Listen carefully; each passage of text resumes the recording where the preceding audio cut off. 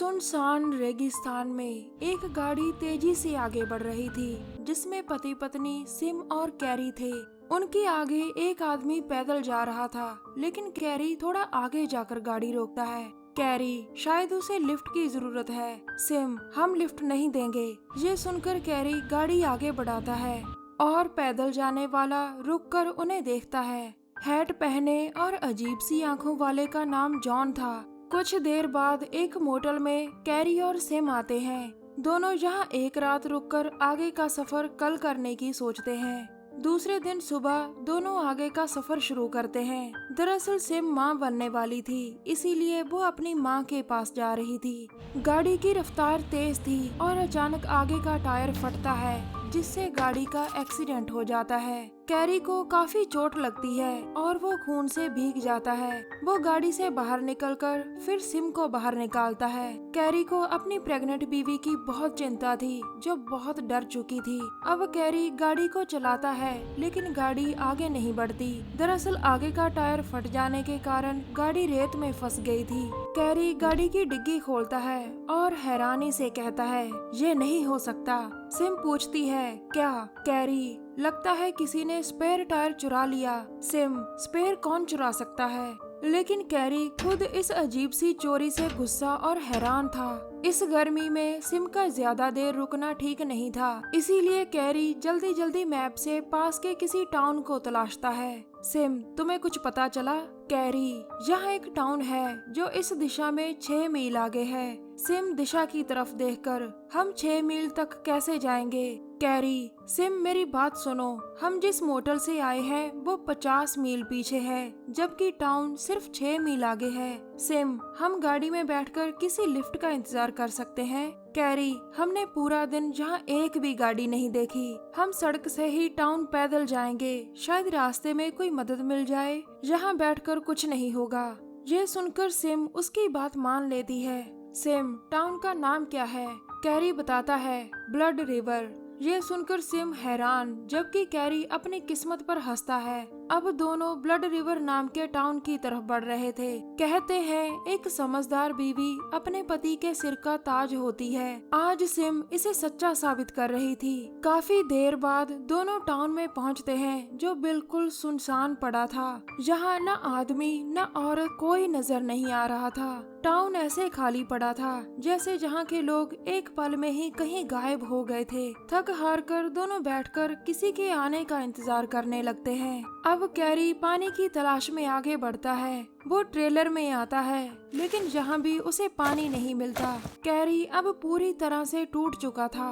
अचानक बाहर सिम को कोई नजर आता है। वो खुशी खुशी कैरी को पुकारती है और दोनों उसे देखकर खुश होते हैं। ये वही लिफ्ट मांगने वाला जॉन था, जिसकी दोनों ने मदद नहीं की थी। दोनों जॉन को पूरी बात बताते हैं कि उनकी कार का टायर फट गया था। इसके बाद सभी आपस में जान पहचान करते हैं। जॉन बताता है कि मैं भी मदद की तलाश में जहां आया हूं, क्योंकि मेरी गाड़ी का पेट्रोल खत्म हो गया था और जहां दूर दूर तक कोई स्टेशन नहीं है। अब सभी एक घर में आते हैं, जहां जॉन अपने पास रखा पानी सिम को पीने के लिए देता है। वो खुद वाइन पीता है, जिसे वो कैरी के साथ शेयर करता है। जॉन सिम से, लगता है तुम्हें तुम्हारे बच्चे की चिंता खाए जा रही है। यह सुनकर सिम हाँ में सिर हिलाती है। अब जॉन सिम की आज्ञा लेकर अपने हाथों को घिसाकर उसका पेट देखता है। सिम, मुझे कुछ महसूस हुआ। जॉन, तुम्हारा बच्चा बिल्कुल ठीक है। ये सुन सिम खुश होती है। आज की रात तीनों इसी टाउन में रुकते हैं, क्योंकि रात को मदद मिलने की उम्मीद ना बराबर थी। जॉन, क्या तुम पहली बार माँ बनने वाली हो? सिम, नहीं, हमारा एक बेटा है। माफ करना, मेरा एक बेटा है। उसका नाम बेन है। उसकी उम्र 6 साल है। जॉन, सौतेला बाप, यानी कैरी बेन का सगा बाप नहीं। अब सिम बेन की फोटो जॉन को देती है। जॉन तस्वीर देखता है और फिर सिम को लौटा देता है। इसके बाद वो फैसला करते हैं कि सुबह कैरी की गाड़ी से पेट्रोल निकालकर जॉन की गाड़ी में डालेंगे, क्योंकि स्टेशन काफी दूर था। थोड़ी देर के बाद वो सभी सोने की तैयारी करते हैं, लेकिन जॉन उन्हें छोड़कर एक तरफ जाता है। दूसरे दिन सुबह सिम अपने पर्स में कुछ तलाश रही थी और वो बहुत परेशान भी लग रही थी। कैरी, क्या बात है? सिम बताती है कि मेरे पर्स से बेन की फोटो गायब है। कैरी कहता है यहीं कहीं होगी, मिल जाएगी। कुछ देर बाद जॉन और कैरी पेट्रोल लेने जाते हैं और सिम अकेली ही टाउन में रुकती है। अब जॉन और कैरी टाउन से काफी दूर आ चुके थे और कैरी काफी थक चुका था। जॉन बैठकर पूछता है तुम्हारी शादी को कितना समय हो गया? कैरी 18 महीने हो गए। जॉन तुम्हारे पास खूबसूरत बीबी, एक बड़ा घर, उम्मीद है 2 कारें होंगी। कैरी हाँ, मैं नसीब वाला हूँ। जॉन खड़ा होकर कहता है मैं तुम जैसे नसीब वालों का दिमाग पढ़ सकता हूँ। कैरी तुम मुझे नहीं समझ सकते, इसीलिए ये बात यहीं रहने दो। जॉन कहता है ठीक है। फिर वो थोड़ा रुक कर कहता है लेकिन अंत में सच बाहर आ जाता है, तुम सच को हमेशा छुपा नहीं सकते। कैरी मुझे लगता है हमें आगे बढ़ना चाहिए। ये सुनकर जॉन आगे बढ़ता है, जिसके पीछे पीछे कैरी भी जाता है। उधर सिम कोई आवाज सुनकर एक घर में आती है। घर के अंदर वो एक दीवार पर कई तस्वीरें देखती है, जिनमें बेन और कैरी की तस्वीरें भी लगी हुई थी।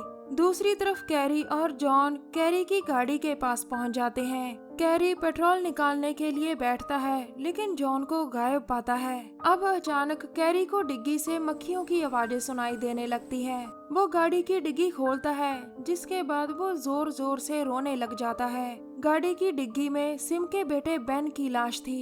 कुछ देर बाद घर में अचानक सिम के पीछे जॉन आता है, जिससे सिम बुरी तरह से डर जाती है। सिम कैरी कहाँ है? जॉन कहता है वो आने वाला है। ये सुनकर सिम पूछती है ये कैसी जगह है? जॉन जहाँ पापियों को मौत दी जाती है। सिम ये तुम करते हो? लेकिन जॉन कहता है कि तुम्हारा पति पापी है जो खुद के लिए कुछ भी कर सकता है। सिम को उसकी बातों पर यकीन नहीं आता, जबकि कैरी भागा भागा टाउन की तरफ आ रहा था। अब जॉन अपनी गन में गोलियां डाल रहा था, जिसे देख सिम पूरी तरह से डर जाती है। फिर वो गन को जमीन पर रख देता है और तभी कैरी सिम को ढूंढता ढूंढता घर में आ जाता है। कैरी जॉन को देखकर उसे मारने लगता है, जिसके बाद वो उसे बांध लेता है। कैरी तुम कौन हो? जॉन बताता है कि मैं एक एंजल हूँ, जिसे ईश्वर ने जहाँ पापियों को सजा देने भेजा है। आज तुम्हारी बारी है, आज तुम्हारा फैसला होगा। कैरी किस चीज का फैसला? जॉन क्या अब मुझे बताना होगा?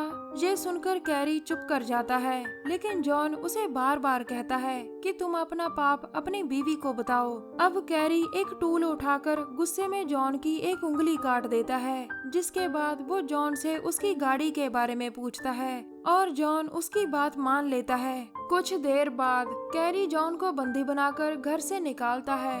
दोनों जॉन के पीछे पीछे जाते हैं ताकि उसकी गाड़ी लेकर जहां से निकल सकें। अचानक आगे जाकर वो तीनों रुक जाते हैं, क्योंकि सामने एक बहुत बड़ा कब्रिस्तान था जहां वो तीनों आ चुके थे। कैरी 3 खुली कब्रें देखकर पूछता है ये क्या है? जॉन ये तुम्हारी आखिरी मंजिल है।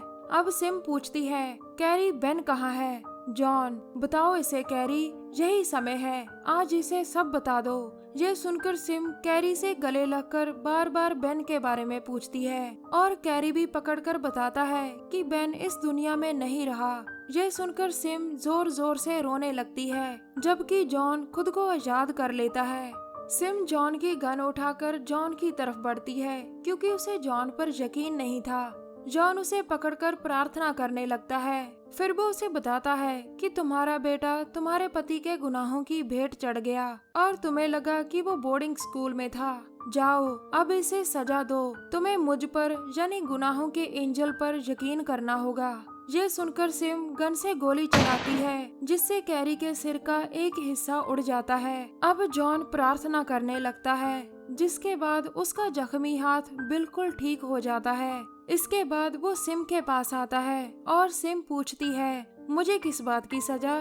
जॉन तुम्हारा पाप बेखबर होना, तुम जिसे दिल से चाहती थी उसके लिए तुमने कुछ नहीं किया। ये कहकर वो बेन की फोटो सिम को देकर जाने लगता है। सिम मदद मांगती है, लेकिन जॉन जो अब ठीक हो चुका था मुस्कुराकर आगे बढ़ता है। कुछ देर बाद सिम जॉन की गन उठाकर खुद को मारने लगती है, लेकिन पूरी गन खाली थी। शायद जॉन यानी गुनाहों का एंजल उसे कोई मौका देना चाहता था, या शायद उसे दर्दनाक मौत जो आदमी को भूख प्यास से मिलती है। अंत में कहानी में यही दिखाया गया है कि बुरे कामों की सजा इसी जीवन में मिलती है। हमारी वीडियो देखने के लिए धन्यवाद। प्लीज हमारे चैनल को जरूर सब्सक्राइब करें।